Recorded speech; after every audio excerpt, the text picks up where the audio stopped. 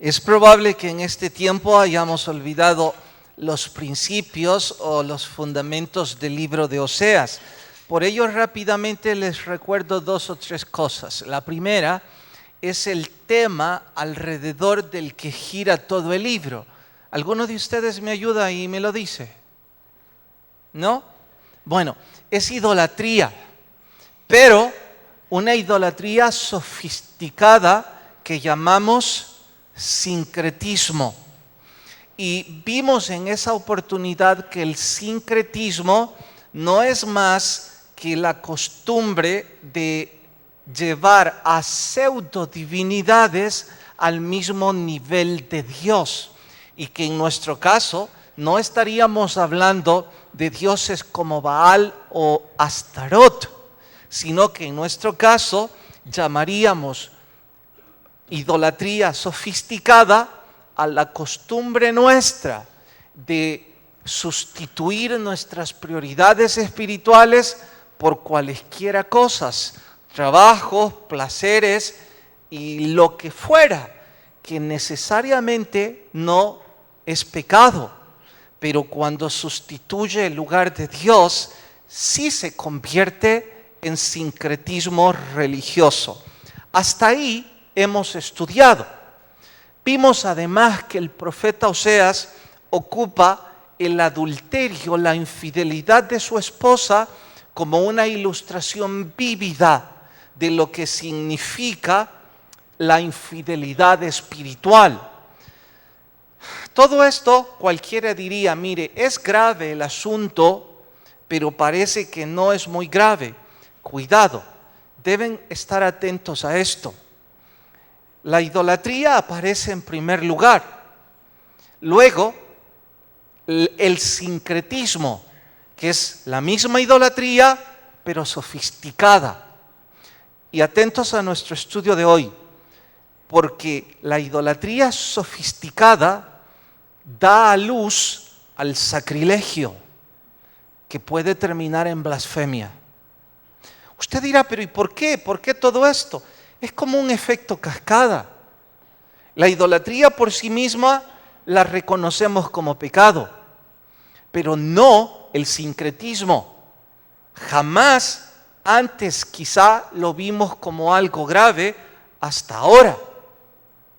Y el problema es que cuando alguien empieza a darle el primer lugar a su trabajo, a sus placeres y cualesquiera otras cosas, y Dios ya no ocupa esa posición, eso nos deja vulnerables. Eso abre las puertas al sacrilegio. Pero ¿y por qué, predicador? Tan simple como esto. Y aunque parezca extremismo, véalo. Es día domingo. Los cristianos estamos supuestos a estar en la casa de Dios y honrar este tiempo a nuestro Señor, ¿cierto?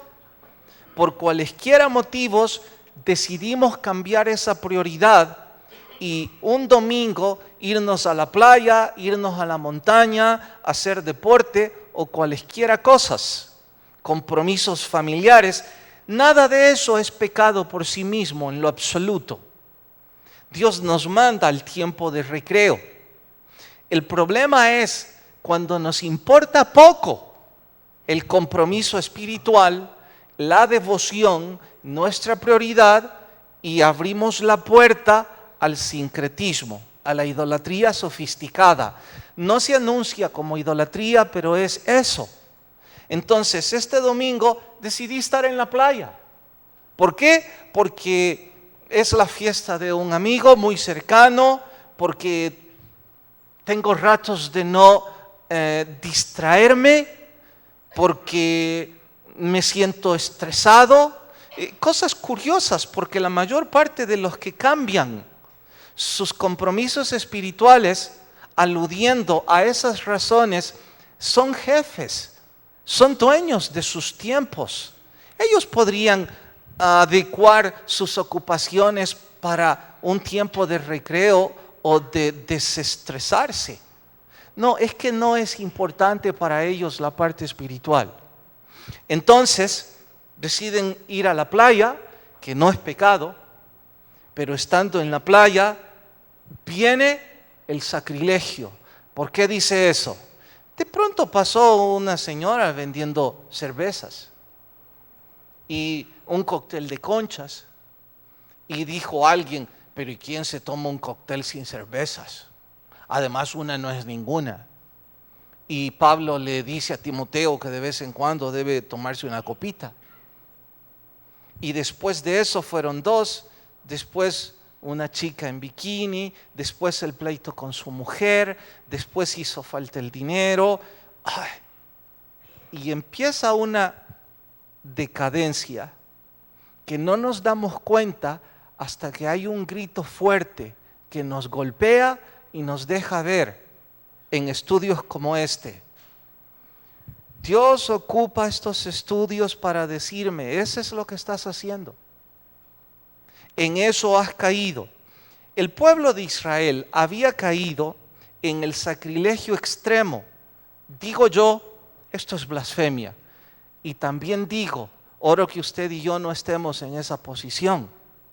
Pero para que se hagan una idea, había un sitio llamado Betel en donde estaba un lugar de adoración. Betel traducido al español es casa de Dios.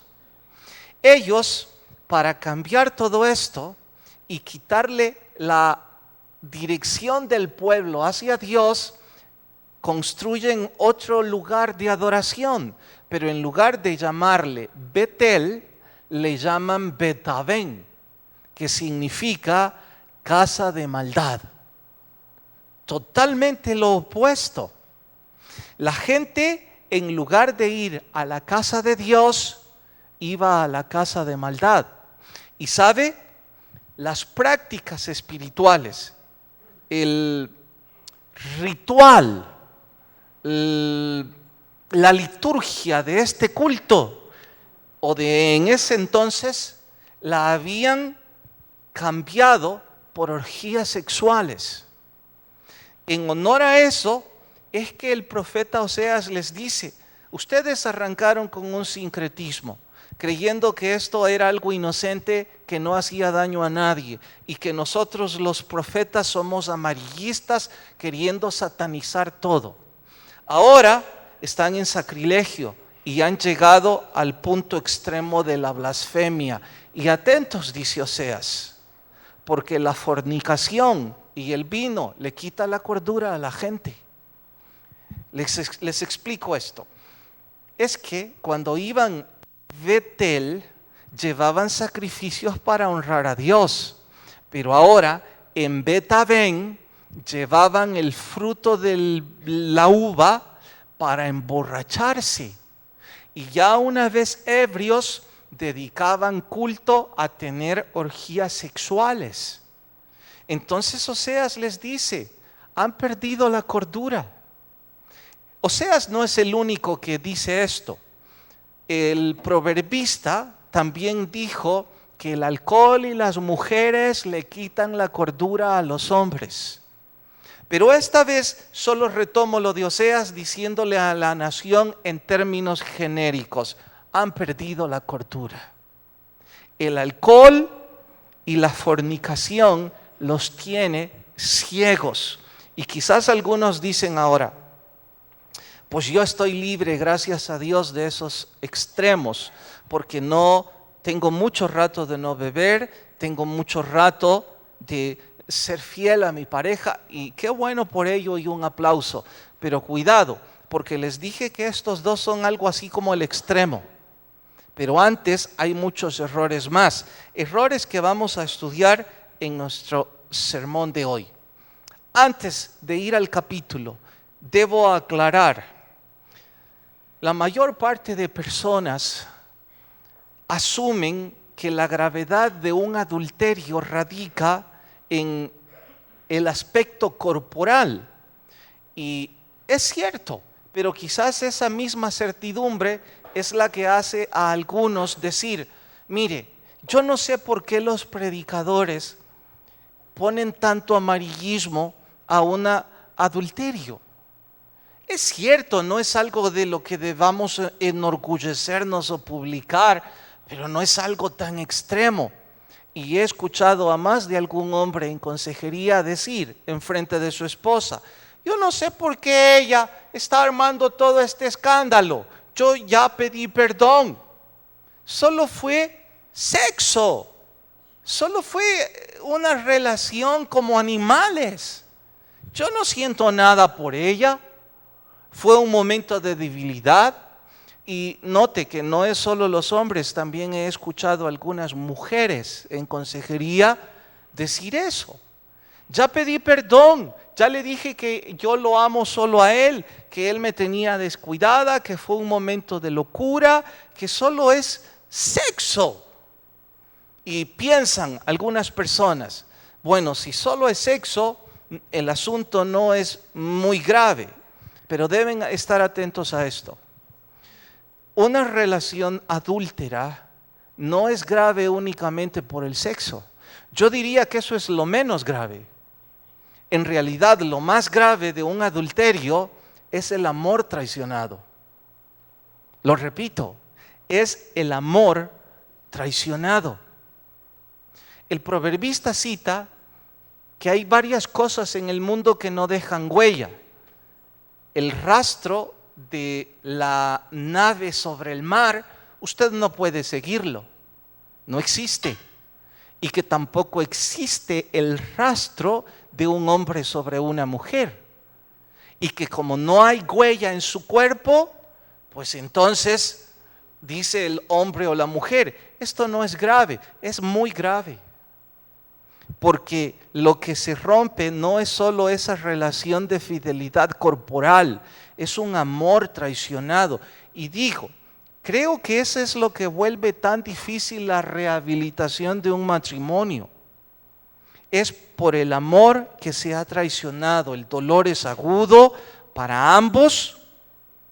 Y reconociendo todo eso, es que el profeta dice, mire, eso es lo que yo espero que ustedes reconozcan como nación.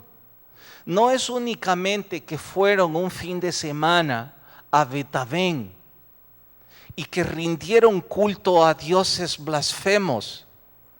Es que quebrantaron un amor, rompieron esa relación. Es un amor traicionado. Una buena parte de los que estaban escuchando la disertación de Oseas se mostraron atónitos, diciendo, ay, Oseas tiene razón con esto. Pero no por ello hicieron cambios. Y una buena parte se mostraron indiferentes. Casi en sus rostros apuntaban diciendo, somos inocentes de las acusaciones de este profeta. Él todo hace un escándalo de cosas chicas. Y quizás algunos de ustedes, cuando yo pongo ejemplos como el que cité del día domingo en la playa o en cualquier otro lugar, han de pensar que también soy un extremista. Y vaya que quiero serlo, para que usted y yo no seamos ejemplo de esto. Pero en fin, para aclarar más el asunto, el predicador decide ventilar una vez más sus argumentos en una corte y convierte su disertación o su predicación como si es un fiscal que está llevando las evidencias de la traición de su pueblo delante de Dios. Entre tanto, usted y yo estudiamos las querellas del profeta contra la nación, bien haríamos en aplicar estas acusaciones a nuestra propia historia. Esto y más en el sermón titulado Un culto sin ética no agrada a Dios. Vayan en sus Biblias a Oseas capítulo 4. Nuestro estudio de hoy, un culto sin ética no agrada a Dios. Oseas capítulo 4, y por favor cuando lo encuentren les ruego se ponen de pie para mayor reverencia.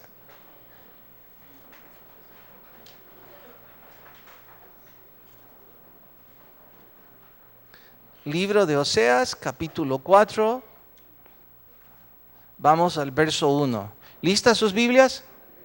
Dice, oíd palabra de Jehová, hijos de Israel, porque Jehová contiende con los moradores de la tierra y aquí vienen las acusaciones directas del fiscal.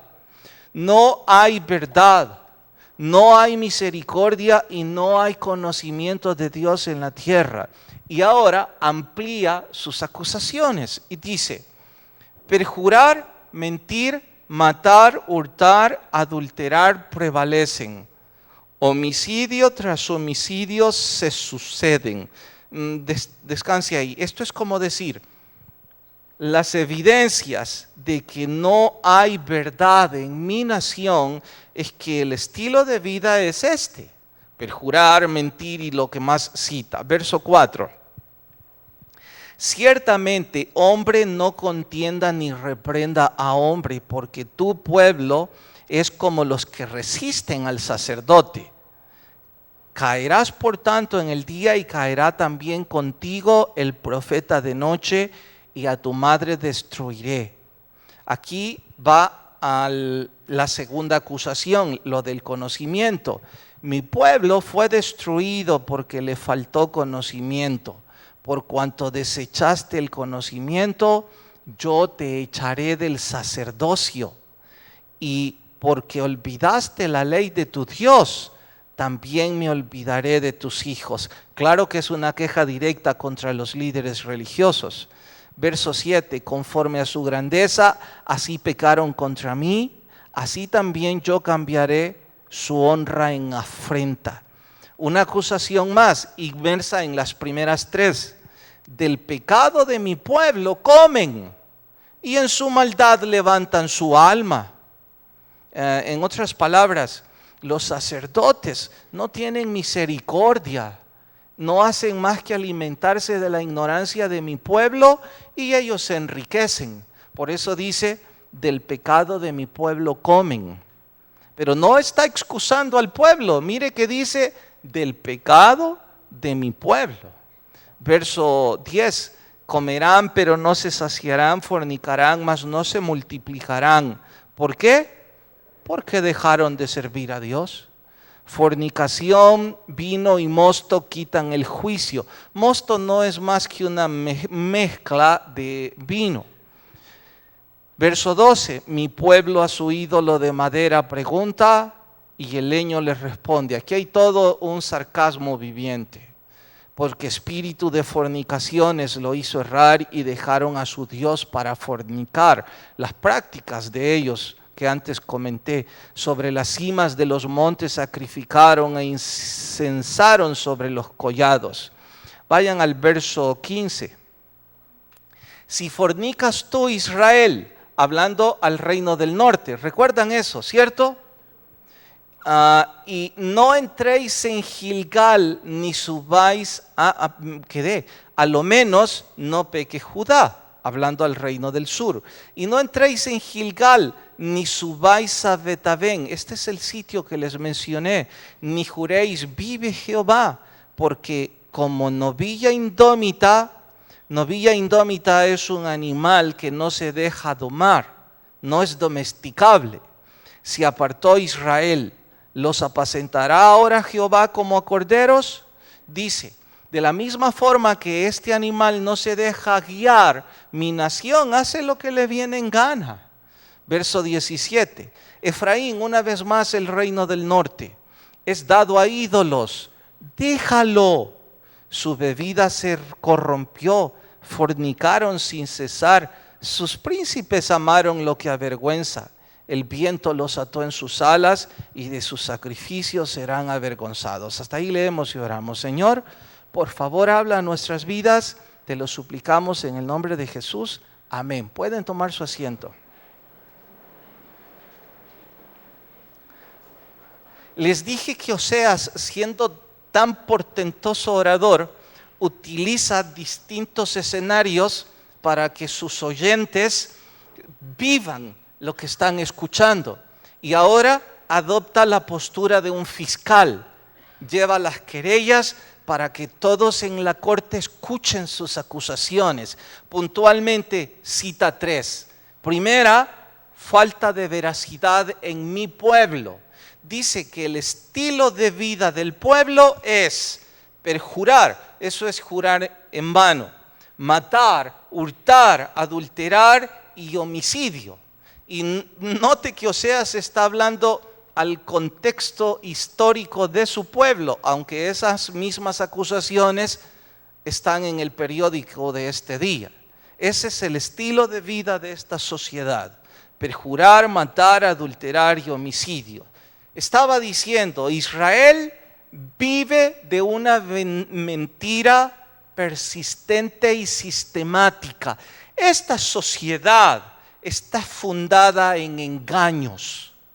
Es lo que está diciendo Oseas. Segunda acusación: no hay misericordia, empezando por los líderes religiosos que tienen mayor responsabilidad.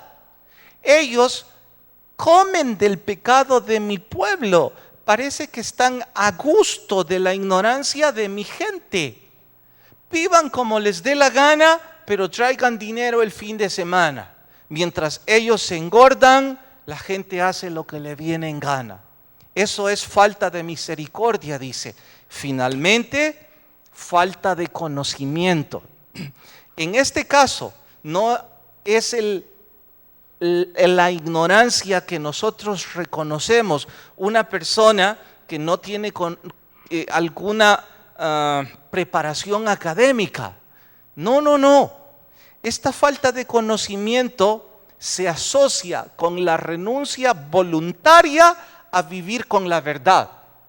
Sé la verdad, pero me importa un comino.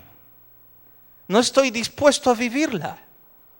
Perdone el ejemplo, y no es mi afán de que las cruzadas que iniciamos tengan éxito al decirlo, pero es un buen ejemplo. Ninguno de ustedes puede refutar y estar en desacuerdo conmigo que esforzarnos para que el tiempo de familia sea tiempo hermoso. Todos van a estar de acuerdo conmigo. Y todos van a estar de acuerdo conmigo de que eso de hacer esa fiesta en casa y de preparar algunos juegos de mesa es una forma de unir a la familia. Sí conocemos la verdad, pero hay algunos de ustedes, y espero que sean muy pocos, que les importa un comino y no lo harán. Esa es la ignorancia de la que apela este predicador. Dice, no es la falta del conocimiento, es la renuencia y la renuncia voluntaria a vivir de acuerdo a la verdad. Bueno, una vez dichas las acusaciones en el juzgado, dice, los primeros acusados son ustedes, líderes religiosos, porque teniendo mayor responsabilidad, la hacen a un lado. Son promotores de la verdad. Están promoviendo una religión barata y repugnante, en donde la gente ignorante cree que está bien con dar dinero y haga lo que le venga en gana.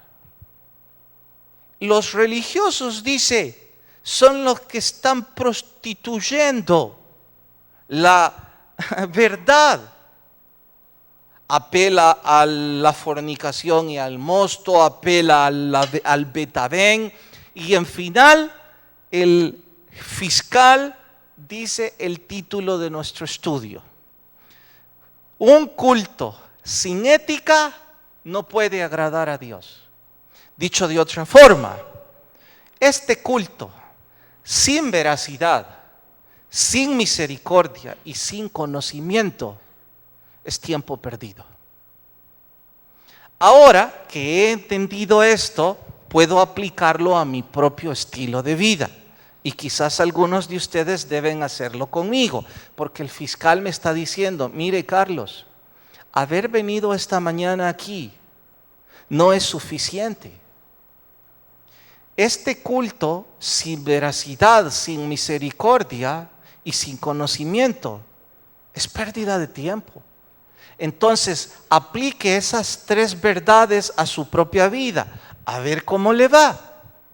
Y en honor a ello, yo preguntaría en el primer plano, falta de veracidad. ¿quiénes están peor? Pregunto, ¿quiénes están en peor condición en una congregación? ¿Los que engañan o los que se dejan engañar? ¿Qué opinan? ¿Quiénes están peor? ¿Los que engañan o los que se dejan engañar? ¿Los que engañan? Sí, porque tienen mayor responsabilidad, ¿cierto? ¿Cierto o no cierto? De acuerdo con ustedes.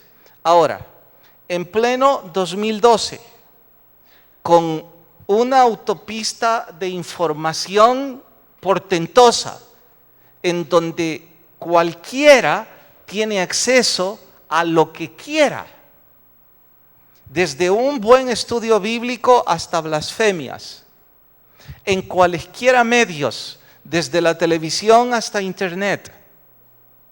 Entonces, olvidando el interior del país, olvidando a nuestros amigos o familiares, solo hablando de los que están escuchando este estudio, les pregunto, ¿quiénes están peor?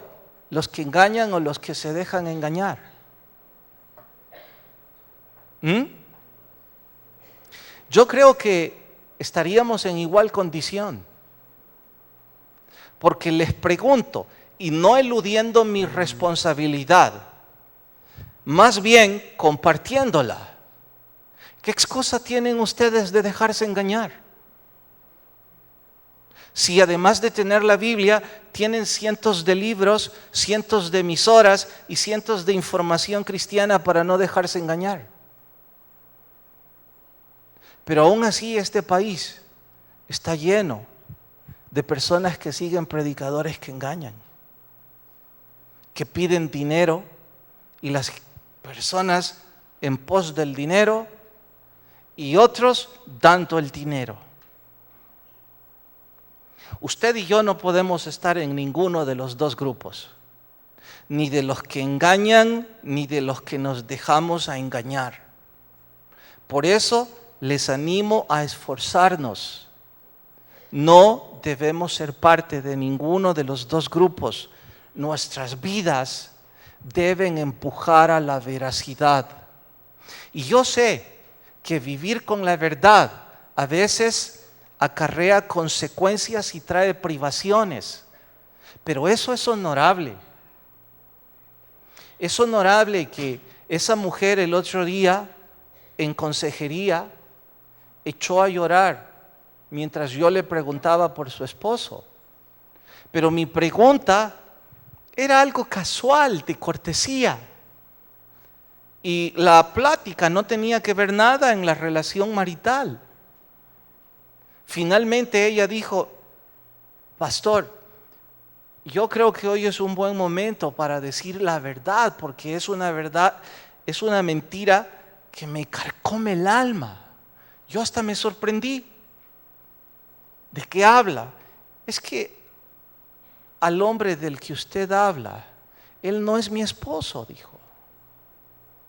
Todas las personas creen porque hemos tratado de pintar esa mentira, pero no es cierto. Y sé que decir la verdad va a traerle privaciones, pero como ella lo dijo, es honorable decir la verdad ahora. Y es honorable para usted y para mí en cualesquiera áreas de la vida decir la verdad. Es honorable hacer negocios con veracidad, aun cuando nos traiga privaciones.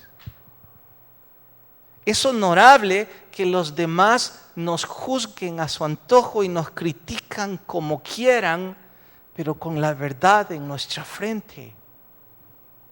Y no estoy hablando de que nosotros debemos ir con rótulos para que todo el mundo sepa sobre nuestra vida privada. Estoy hablando de que a algunos parece que ya nos acostumbramos tanto a la mentira y al engaño que parece que somos parte del engaño. Y es lo que dice Oseas, está mal. Segunda acusación, falta de misericordia, dice. Voy a tratar de ampliar el término usando vocablos que nuestra jerga asocia. Cuando nosotros hablamos de misericordia, estoy seguro que rápidamente, como palabras sinónimas, dirán algunos: lástima o compasión. Y si alguna vez usted habló sobre misericordia y la asoció con lástima, le suplico, por favor no vuelva a hacerlo. No son sinónimas, aun cuando algunos diccionarios seculares las ocupen. Es que lástima es un sentimiento de pena, pero discriminante. Usted va por la calle y ve que alguien está sufriendo y siente lástima, siente pena. ¡Ay, pobrecito! Eso es lástima. Es un sentimiento que discrimina. La compasión es casi lo mismo, excepto que la compasión, lejos de discriminar, intenta hacer algo por el que sufre. Eso es una virtud. ¿Saben que estoy boquiabierto cuando estoy buscando la sintaxis de la palabra compasión? Lamentablemente no puedo hablar hebreo para en voz alta decir los dos vocablos. Compasión es una palabra compuesta que significa, sorpréndanse, sufrir juntos. Lo que Dios dice es que los religiosos y cualesquiera deberían sentir compasión por los que sufren, pero la compasión significa sufrir con ellos.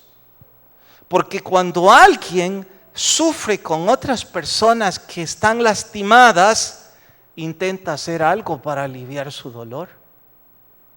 Eso es lo que Dios pide de nosotros. Y en cuanto a conocimiento, hermano, como dije antes y ahora repito, en el 2012, en esta iglesia, en este país, con la tecnología que existe, aun cuando tengan malos predicadores, usted no puede apelar a que no sabía.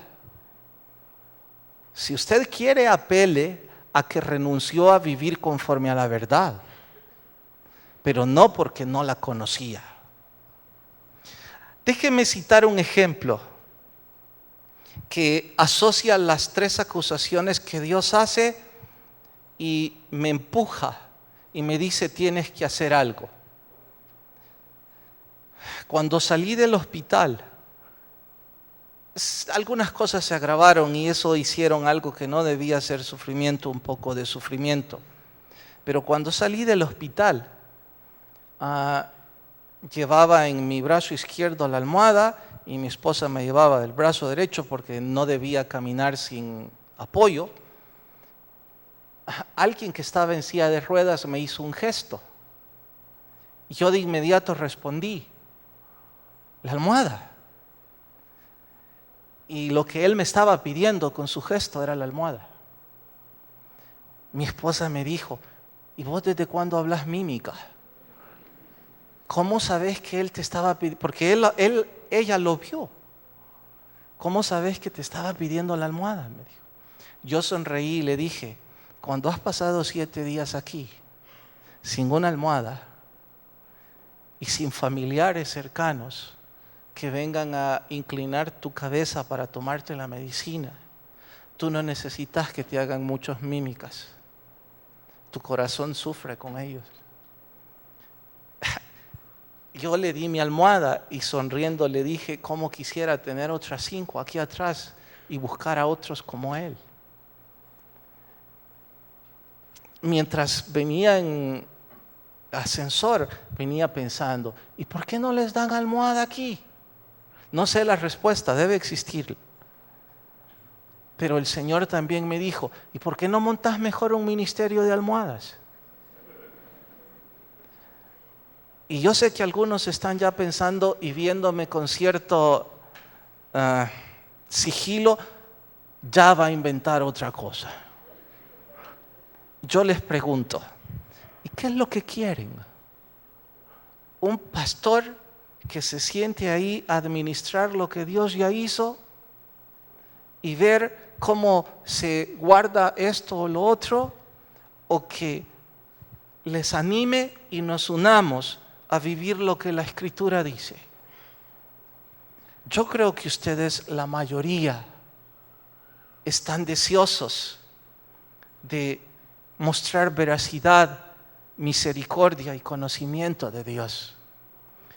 Y pienso, quizás es la razón por la que Dios ocupa hombres como Oseas o nos lleva a experiencias como esa, a predicadores poco útiles como yo, para animar a otros y decirles, debemos vivir con veracidad, debemos mostrar compasión con los nuestros. Y si no quiere ser parte del ministerio de almohadas cuando se me ocurra, pues no sea parte. Pero al menos ponga su hombro para que alguien que está sufriendo en su trabajo, en su familia, pueda llorar con usted. Los que vivimos tras el escritorio, tras un púlpito, tras una imagen, no sabemos sufrir con la gente. Y parece que eso nos aleja de lo que el Evangelio quiere que vivamos. Usted y yo tenemos el conocimiento, ni lo dudo. Ahora hace falta que lo pongamos en práctica. Inclinan el rostro y oramos. Señor, gracias por tu palabra y por lo que ministras a nuestras vidas. Si hay personas sin Jesús, por favor toca sus vidas. Mientras oran, si nunca antes han abierto su corazón a Jesús, nadie les va a pasar al frente, nadie les va a aplaudir. Es entre usted y Dios. Y si alguien dice, predicador, me gustaría recibir a Jesús, el primer paso es levantar su mano y hacer una oración discreta, sencilla, pero con fe. ¿Habrá alguien que levanta su mano y me deja orar con usted? ¿Alguien sin Jesús que viene a Cristo esta mañana?